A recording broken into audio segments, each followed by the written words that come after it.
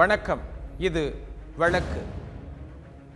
ஒரு கணவன் தன்னுடைய மனைவிக்கு இதய வலி காரணமாக உடனே அவங்கள மருத்துவமனைக்கு கூட்டிட்டு போறாங்க அவசரமா. அந்த நிலையில இடையில வழிமறிச்சு உங்களுக்கு லைசன்ஸ் இருக்கா அப்படின்னு டிராஃபிக் போலீஸ் கேட்டதாக சொல்லப்படுகிறது. அந்த வாக்குவாதத்துல எவ்வளவோ இவர் சொல்லி காட்டியும் ஆனா அந்த டிராஃபிக் போலீஸ் தன்னுடைய லைசன்ஸை கேட்டு முயற்சி செஞ்சிருக்கிறாங்க. அவர் அந்த அவசரத்துல கொண்டு வரல. இந்த காலதாமதத்துல அவருடைய மனைவி இதன் மூலமாக இறந்தே போயிட்டாங்க.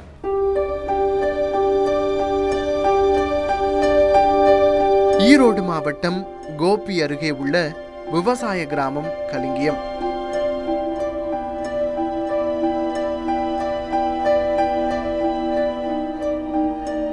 இங்குள்ள காந்தி நகரை சேர்ந்தவர் கருப்பசாமி.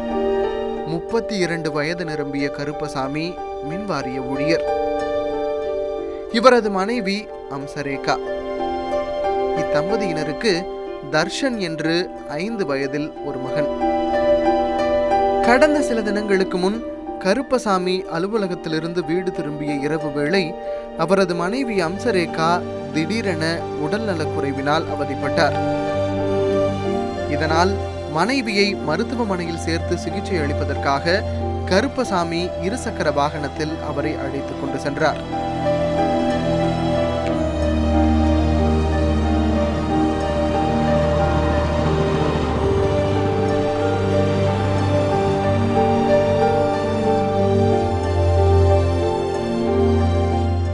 அப்போது கோபி சத்தியமங்கலம் பிரதான சாலையில் போக்குவரத்து காவல்துறையினர் நின்று கொண்டு வாகன சோதனையில் ஈடுபட்டு வந்தனர்.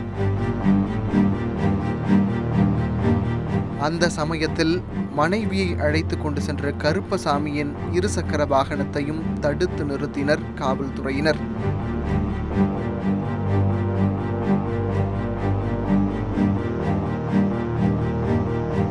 வண்டியின் ஆர்சி புக் மற்றும் லைசன்ஸை காட்டுங்கள் என்று காவல்துறையினர் கட்டளையிட்டனர்.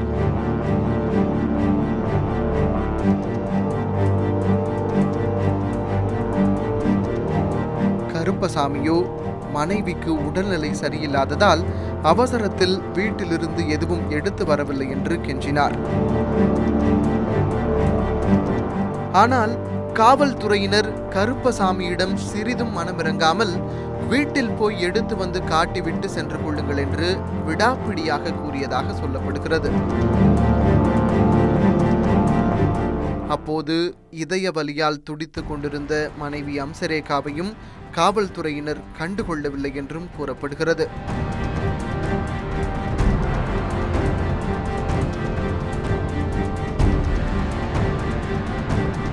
மேலும் கருப்பசாமி காவல்துறையினரிடம் தொடர்ந்து எவ்வளவோ கெஞ்சியிருக்கிறார். ஆனால் போக்குவரத்து காவல்துறையினர் கருப்பசாமியை செல்ல அனுமதிக்கவில்லை. மனைவியை மருத்துவமனைக்கு அழைத்து செல்ல வேண்டும் என்று சொல்லி பலமுறை கெஞ்சி கூத்தாடியும் கூட அவர் போக்குவரத்து காவல்துறையில் அனுமதிக்காமல் அவர்கள் அந்த வண்டியினுடைய ஆர்சி புத்தகம் அல்லது லைசன்ஸ் கொடு என்று சொல்லி கருப்பசாமி இடத்துல வாக்குவாதம் செய்து பின்னர் கருப்பசாமி மனைவியை அருகிலேயே உட்கார வைத்துக்கொண்டு அவருடைய இருசக்கர வாகனத்தையும் பிடுங்கி வைத்துக்கொண்டு உன்னுடைய ஆர்சி புத்தகத்தை கொண்டு வா என்று சொல்லி அவரை வெறுமனவே அவரை துரத்தியிருக்கிறார்கள். பின்னர் கருப்பசாமி வேறு வழியின்றி இரவு 10 மணிக்கு மேல் அங்கிருந்து சுமார் 2 கிலோமீட்டர் தூரம் நடந்தே கலிங்கியம் சென்று வீட்டில் உள்ள லைசன்ஸ் மற்றும் ஆர்சி புக்கை எடுத்து வந்து காவல்துறையினரிடம் காட்டியுள்ளார். வீட்டுக்கு வந்து நடந்து வந்து அவர் போய் மறுபடி அந்த ஆர்சி புக்கு கொடுத்த பிறகும் அவங்க வாக்குவாதத்தில் ஈடுபட்டு மறுபடியும் அவங்க அந்த அம்மா உடம்பு சரியில்லாத இருப்பதுனால அவங்க வந்து அந்த போலீஸே அது வண்டியில் கொண்டு போயிருக்கலாம். அவர் வண்டியை பிடிங்கி வைத்து போயிட்டு பணம் 3000 ரூபா ஆகுது அப்படின்னு சொல்லிக்கிறாங்க. அவர் இருந்துட்டு என்ன பண்ணிக்கிறாரு, எங்கிட்ட இப்போதைக்கு பணம் இல்லை அப்படின்னு சொன்னங்காட்டி அவர் திருப்பி வந்து ஒரிஜினல் புக்கை கொண்டு வந்து டாக்குமெண்ட்டை காமி அப்படின்னுங்காட்டி திருப்பி இவர் வந்து நடந்து போய் அந்த வண்டி புக்கை கொண்டு வந்து கொடுக்கறதுக்கு 3/4 மணி நேரம் ஆயிடுச்சு. அதுக்கப்புறம் வந்து அவங்க அந்த ஒரிஜினல் புக்கை வாங்கி வச்சுட்டு இவரை தாட்டி விட்டுக்கிறாங்க. அதன் பின்பே போக்குவரத்து காவல்துறையினர் கருப்பசாமியை மருத்துவமனைக்கு செல்ல அனுமதித்தனர். வந்த புக்கை கொடு இந்த மாறும்போது புக் எடுத்து போகும்போது புக் எடுத்து வீசிட்டாங்களாமா. புக் எடுத்து இந்த கொண்டு போய் வீசிட்டாங்களாம். அவையாவது ஒரு கொடுத்துட்டு போயிருப்பா ஆஸ்பத்திரிக்கு. அவையே வச்சு விடலைங்க. இவனுக்கு அந்த நேரத்தில் என்னன்னு தோணலைங்க பாவம். அப்படி சொல்லி சும்மா அதுக்கு பரவாயில்லாம படுத்தா வண்டி உட்காந்துட்டுங்க. என்னோட உயிரி போலீஸ்கார் இப்படி எடுத்து வச்சுட்டாங்களே, என் குடும்பம் என்ன ஆகுன்னு நம்ம ஆஸ்பத்திரி போய் சேர முடியாது தெரியுதுன்னு கொண்டு போகிறாங்களாமா. அதுவரை அவரது மனைவி அம்சரேகா இதய வலியால் துடிதுடித்தபடி தார் சாலையோரமாக அமர்ந்திருந்துள்ளார்.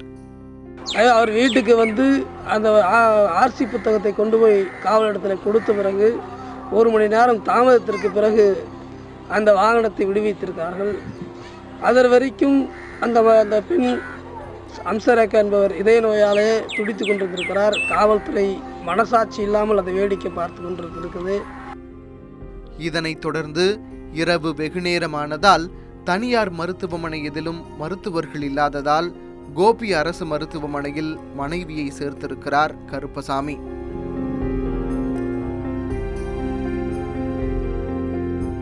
மருத்துவர்கள் தீவிர சிகிச்சை அளித்தும் அதிகாலை 2:30 மணிக்கு அம்சரேகா பரிதாபமாக இறந்து போனார். இவர் வந்து மறுபடியும் வண்டி எடுத்துகிட்டு போய் ஒரு 2-3 ஆஸ்பத்திரி பார்த்துக்கிறாங்க. டாக்டர் இல்லாத காரணத்தினால அலைக்கழித்து இவரை 1 மணி நேரம் அலைக்கழித்ததுனால அந்த அம்மாவோட உயிருக்கு ஆபத்து.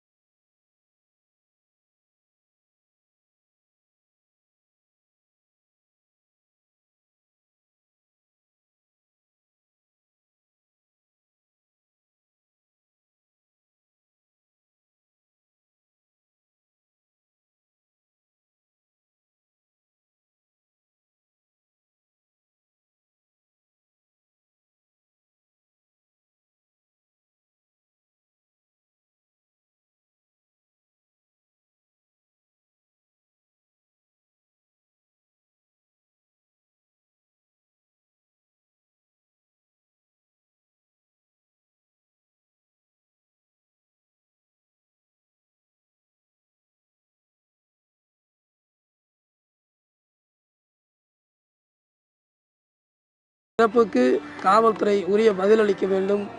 காவலர்களை இடமாறுதல் செய்திருக்கிறார்கள், அவர்களை உடனடியாக பணி நீக்கம் செய்ய வேண்டும்.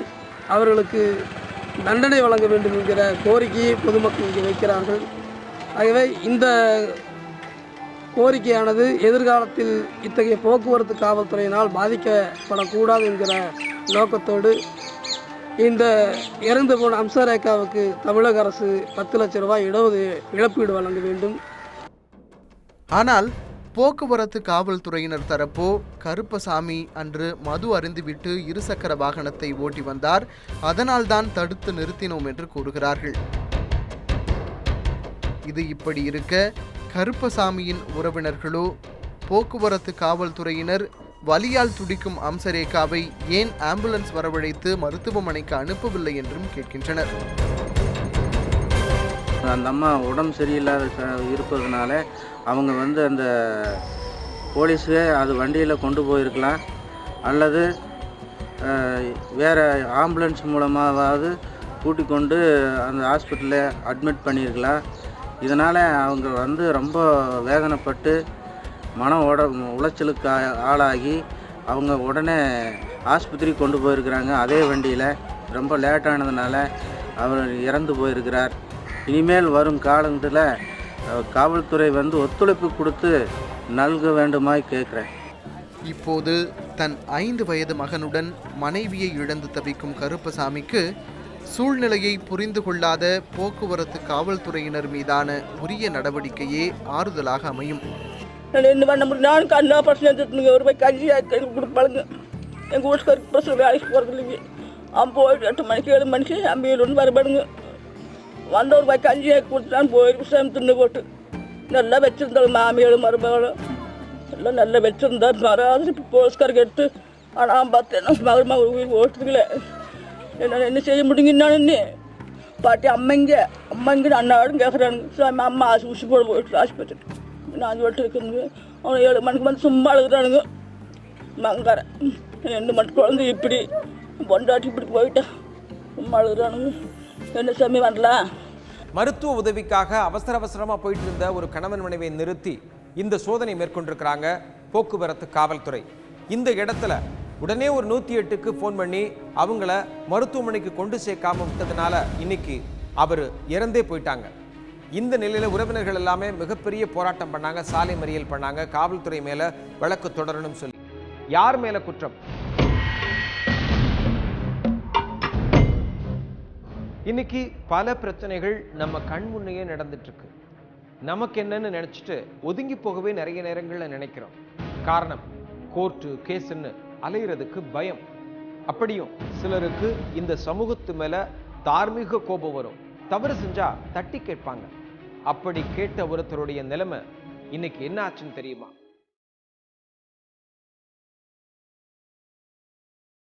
தூத்துக்குடி மாவட்டம் கோவில்பட்டி அருகே உள்ள கிராமம் மந்தித்தோப்பு.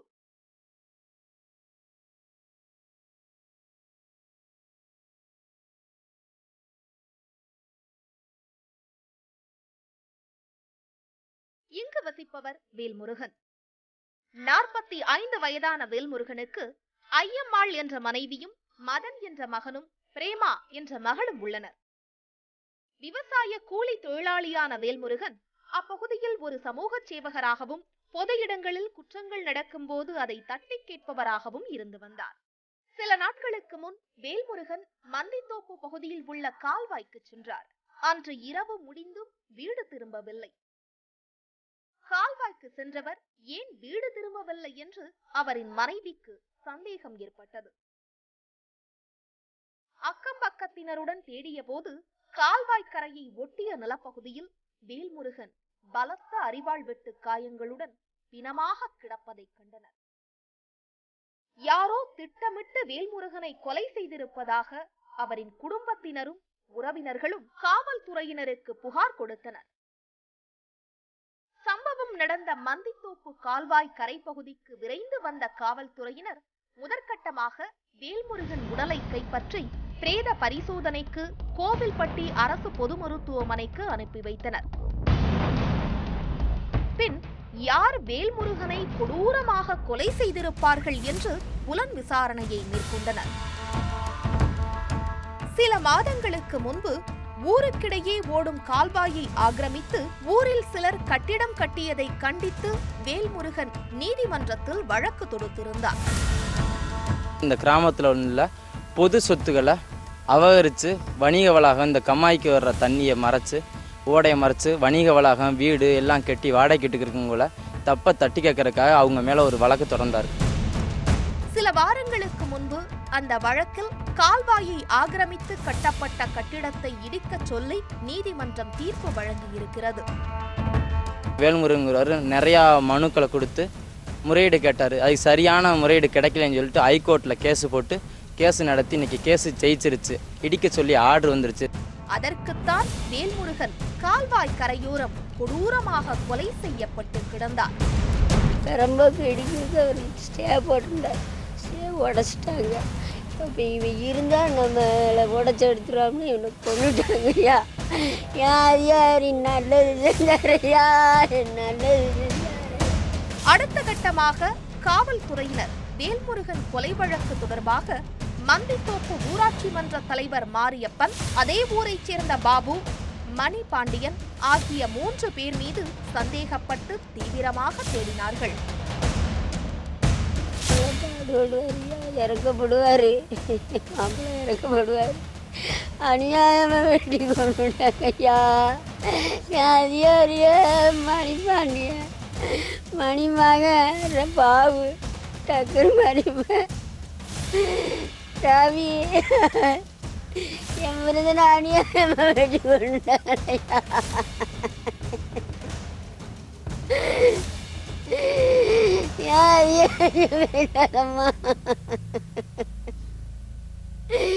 நாயம் பேசுவார் ஐயா, வேல்முருகன் நாயம் பேசுவாரு. ஆனால் இந்த 3 பேரும் திடீரென தலைமறைவாகி இருப்பதையும் கண்டறிந்தனர் காவல்துறையினர். காவல்துறையினர் தொடர்ந்த தேடுதலில் மாரியப்பன், பாபு, மணிபாண்டியன் 3 பேரையும் கைது செய்தனர். சமூக சேவை செய்து வந்த ஒருவருக்கு நேர்ந்த இந்த அவலம் அப்பகுதியில் பெரும் சோகத்தை ஏற்படுத்தியுள்ளது. அவருடைய சாவு காரணமும் இந்த பொதுநல வழக்கு தொடர்ந்ததுனால தான் இந்த சம்பவங்கள் நடந்திருக்குது. மேலும் அவ்வூர் இளைஞர்கள் கால்வாயை மறித்து கட்டிய கட்டிடத்தை அகற்ற தீவிரமாக போராடுவோம் என்றும் வேல்முருகன் விட்ட பணியை தொடர்வோம் என்றும் சபதம் எடுத்திருக்கிறார்கள்.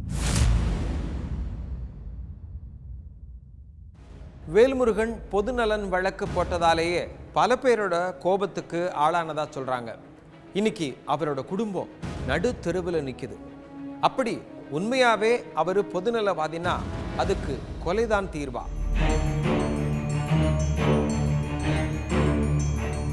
எந்த ஒரு குற்றச்சம்பவத்திலும் சாட்சிகள் மிக முக்கியம். சரியான சாட்சிகளை நிறுத்தாத எண்ணற்ற வழக்குகள் தோல்வியில் முடிந்திருக்கின்றன. ஒரு போலீஸ் அதிகாரி கண் முன்பு ஒரு கொலை நடந்தால் அவர் சாட்சியாக சேர்க்கப்படுவாரா? அவரது சாட்சி ஏற்கப்படுமா? இந்திய தண்டனை சட்டம், குற்றவியல் நடைமுறை சட்டம், இந்திய சாட்சிய சட்டம், இந்த 3 பெரும் சட்டங்களை பொறுத்த வரைக்கும் யார் சாட்சி அளிக்கணும், யார் புகார் கொடுக்கணும் அப்படிங்கிற விஷயங்கள் எல்லாமே வரையறுக்கப்பட்டு கொடுக்கப்படவில்லை.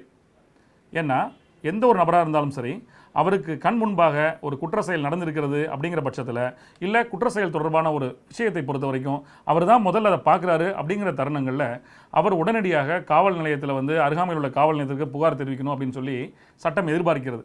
அப்படி தெரியாத நபர்களை, அந்த விஷயங்களை, குற்றங்களை மறைக்கும் வண்ணம் செயல்படும் நபர்களை பொறுத்த வரைக்கும் அவங்க மேலே நடவடிக்கை எடுப்பதற்கும் சட்டத்தில் இடம் இருக்கிறது. அந்த தருணங்களில் ஒரு காவல் நிலைய அதிகாரி, ஒரு காவல் அதிகாரி அவருடைய கண் முன்னால் ஒரு கொலை நடக்கிறது அப்படிங்கிற பட்சத்தில் அவர் உடனடியாக, அவர் காவல்துறை அதிகாரியாக இருந்தாலும் சரி, அவர் பணியில் இருந்தாலும் சரி, இல்லை வேறு ஒரு விஷயத்துக்காக வெளியே போகும்போது நடந்திருந்தாலும் சரி, அவர் அந்த விஷயத்தை பொறுத்து ஒரு புகார் அளிக்கணும். அந்த புகாரை பொறுத்த வரைக்கும் என்ன நடந்தது, எங்கே இருக்கும்போது, என்ன பணியில் இருக்கும்போது, இல்லை என்ன வழியில் இருக்கும்பொழுது அவர் இந்த மாதிரி நடந்தது அப்படிங்கிறத அவர் குறிப்பிட்டு, என்ன குற்ற செயல் அப்படிங்கிறத அவர் குறிப்பிட்டு ஒரு புகாராக கொடுக்கும் பட்சத்தில் அதை பொறுத்து ஒரு வழக்கு பதிவு செய்யப்பட்டு விசாரிக்கப்படும். அந்த வழக்கில் அந்த காவல்துறை அதிகாரி அவர் சாட்சியாக சேர்க்கப்படுவார். நீதிமன்றத்தில் அவர் சாட்சியம் ஏற்றுக்கொள்ளப்படும். ஒரு சராசரியாக ஒரு பொதுமக்களின் சாட்சி எப்படி ஏற்றுக்கொள்ளப்படுகிறதோ அந்த அடிப்படையில் காவல்துறை அதிகாரியின் சாட்சியமும் நீதிமன்றத்தில் சாட்சியமாக ஏற்றுக்கொள்ளப்படும். ஆனால் அப்படிப்பட்ட தருணங்கள் ஒரு வழக்கு, அப்படி ஒரு கொலை குற்றம் காவல் நிலைய அதிகாரியுடைய வரம்புக்குள்ளாக அவருடைய காவல் நிலையத்திலே நடந்து விடுகிறது அப்படிங்கிற பட்சத்தில் அவர் வழக்கு விசாரிச்சுட்டு இருக்கிறாரு, இல்லை அப்படிப்பட்ட தருணங்களில் ஒரு நபர் எடுத்து ஒருத்தர் வெட்டிடுறாரு, இல்லை குத்திடுறாரு அப்படின்னா அந்த மாதிரியான புகார்களை பொறுத்த வரைக்கும் அவரே வழக்கு பதிவு செஞ்சு அவரே விசாரணை செய்யக்கூடாது. அது மட்டும்தான் தடையாக இருக்கிறது சட்டத்தின் முன்பாக. ஒரு சட்டம் ஒழுங்கு ஆய்வாளர் அவர் விசாரிச்சுட்டு இருக்கும் பொழுது ஒரு குற்ற செயல் நடந்திருக்கிறது அப்படின்னு சொன்னால் அந்த வழக்கினை பொறுத்த வரைக்கும் அவர் புகார் கொடுப்பார். என் கண் முன்னால் இப்போ ஒரு சம்பவம் நடந்து விட்டது அப்படின்னு புகார் கொடுப்பார். அதை பதிவு செய்வது வேறு ஒரு ஆய்வாளராக பதிவு செய்வார். அப்படி இல்லைனா காவல்துறை உயர் அதிகாரிகளுடைய பரிந்துரையின் அடிப்படையில், ஆணையின் அடிப்படையில் எந்த அதிகாரி அந்த வழக்கு விசாரணை மேற்கொள்ளணும் அப்படிங்கிற உத்தரவின் பேரில் அவங்க வழக்கு விசாரிப்பாங்க. அந்த அடிப்படையில் யார் பார்த்தாரோ, யார் புகார் கொடுத்தாரோ அவரது சாட்சியம் நீதிமன்றத்தில் ஏற்றுக்கொள்ளப்படும். இது தவிர நீதிமன்றத்திலேயே ஒரு கொலை வழக்கு நடக்கிறது அப்படிங்கிற பட்சத்தில், அப்படி ஒரு கொலை வழக்கு நடக்கிறது, அந்த மாதிரியான சமயத்தில் நடுவரோ நீதிபதி முன்பாக ஒரு விஷயம் நடக்கிறது அப்படின்னா அவங்களுமே வந்து அது சாட்சியத்தினுடைய உட்பட்டு அந்த சாட்சிய வரம்புக்கு உட்பட்டு அவங்க வருகிறாங்க. அவங்களுடைய வாக்குமூலத்தின் அடிப்படையில் அவங்க நீதிமன்ற பணியில் இருக்கும் பொழுது இப்படிப்பட்ட ஒரு கொலை செயல், ஒரு கொடூபாதக செயல் நடைபெற்று விட்டது, இந்த மாதிரியாக நடந்தது, இதை நான் கண்ணால் பார்த்தேன் அப்படிங்கிற சொல்லி ஒரு வாக்குமூலம் இருக்கும் பட்சத்தில் அவங்களும் நீதிமன்றத்தில் வந்து சாட்சிகளாக விசாரிக்கப்படுகிறார்கள்.